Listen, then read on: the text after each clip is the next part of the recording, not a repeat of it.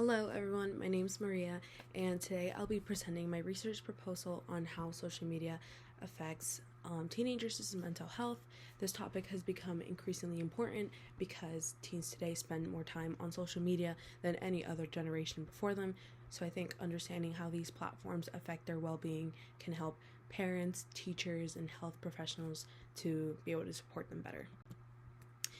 So teen social media use has obviously grown over the last few years very quickly, and most teenagers probably check apps like Instagram, Twitter, TikTok, Snapchat multiple times a day and use them for many hours in a day. And at the same time, we've seen increase in reports of anxiety, depression, loneliness, and self-esteem issues among teens.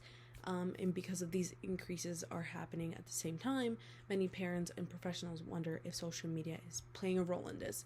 But the research is kind of pretty mixed, so it's not exactly clear how strong the connection is and what types of social media uses are the most harmful. The problem that my research aims to address is the uncertainty about whether social media can actually cause negative mental health outcomes or if it just simply relates to them. A lot of teens say that social media makes them anxious or stressed or insecure, but others will say that it feels like it kind of helps them connect to their friends and feel supported and find community. So it's very mixed, and not everyone is always giving us the same answers. So I kind of chose this topic because teens are the main age group using social media, and their mental health is extremely important, and it's also very fragile. So I think understanding this relationship can help, again, schools, families, and communities to make better decisions about how much social media use is healthy for young teenagers. And if it turns out that it is unhealthy, how they would be able to maybe lower it a little bit. So my main research question is, how does social media use affect mental health of teenagers? My hypothesis is that a higher level of social media use, especially if you're passively scrolling for hours and hours, will be linked with higher levels of anxiety and depression in teenagers. I'm using a deductive research approach, meaning that I'm starting with existing theories and research and then testing whether they apply to my own study. So some key findings that I found when I was looking was that we already know a lot about this topic. I reviewed 10 academic research articles, and overall from what I gained from all of those 10 was that research shows that social media can both help and harm teenagers depending on how they use it. Some studies showed strong links between heavy social media use and depression and loneliness and anxiety, and others say that effects are small and not really harmful at all. And some show that social media can be helpful when used to connect with friends or to find support, but overall the research, like I said, is pretty mixed, and this shows why more studies, specifically cleared and focused ones, are pretty needed. So one of the articles that I found, Kels and colleagues from 2019, they found that strong connections between social media use and mental health problems like depressions and anxiety are definitely there. They argue that teens who spend a lot of time online are more likely to compare themselves to others, which can obviously hurt their self-esteem. You're scrolling for hours on end, and all you're seeing is maybe a way that you want to live, and your friends are doing this, and someone is doing that, and so obviously it's going to have an effect on how you see yourself and your life. And then Twenge and Campbell in 2018 found that teens who use social media heavily reported more symptoms of depressions because, again, it's not even just what you're seeing, it's constantly being on your phone and not experiencing life is going to have an effect on how your body and your mind feels. They suggested that rising screen time may be partly responsible for increasing teen mental health issues in recent years. But Odgers and Jensen in 2020 found only very small links between social media use and negative mental health. They said the relationship is not as strong as people assume.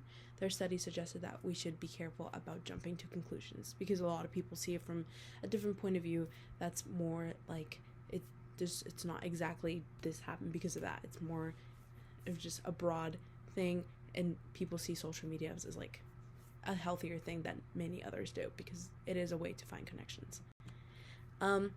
Another key finding by Vidal and colleagues in 2020 focused on social media addiction and found that this can worsen feelings of anxiety, depression, and stress in teens. They also discuss cyberbullying and negative social comparisons as harmful experiences.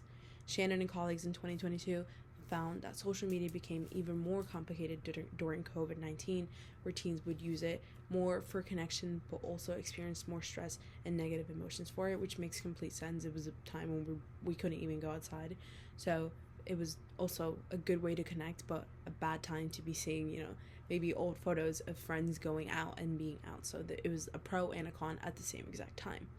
And other studies in my review showed similar themes.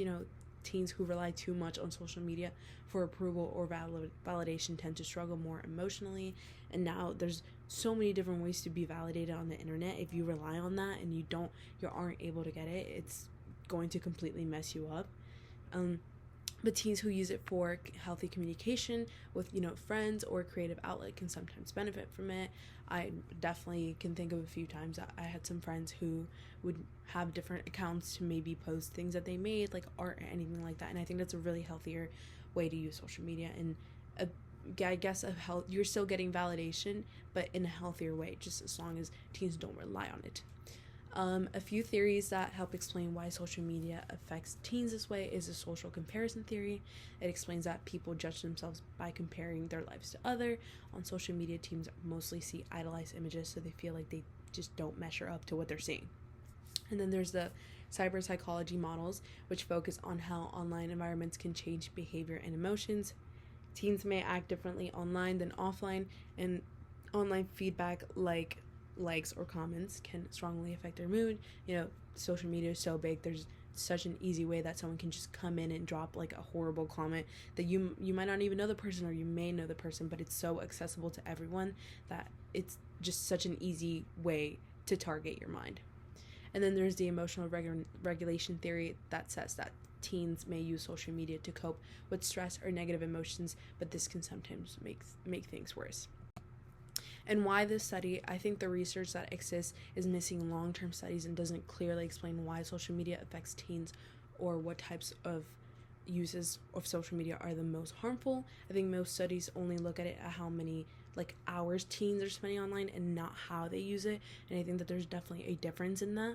So I would want my study to help fix these problems by measuring both screen times and unhealthy patterns of use by separating different kinds of social media activities and considering important factors like sleep that definitely influences our mental health. So it's not only about how long you're on social media, it's what you're doing on it. My study will be a quantitative survey to collect data from teenagers ages 13 to 18. A survey is the best option because it lets me reach a larger group and collect information about mental health and social media habits quickly. The survey will include questions about time spent on social media and what apps they use and how they feel after using them. I'll also use short, reliable scales to measure anxiety, depression, and stress. I'll use convenience sampling by recruiting teams from local schools or youth programs that agree to participate, and this is realistic and works well in studies like this. And then my independent variable would be the social media use, which is measured in hours per day and types of activities that they engage in. And then the dependent variable is mental health, which is measured through scores on anxiety and depression scales. I'll use well-known questionnaires to measure everything, like the PHQ-A to check for depression, the GAD questions to measure anxiety, and then the social media disorder scale to see whether someone uses social media in an unhealthy or addictive way. And then obviously we're working with teens, so there would be a lot of ethical concerns and considerations. Working with minors requires careful protections. Obviously we would have to obtain parental consent and the student's consent, and then make sure that everything stays anonymous and that any data that we acquire stays put securely, and to provide immediate resources if anyone kind of needs the support and is in distress. And we would also follow the school district requirements of whatever school we end up choosing.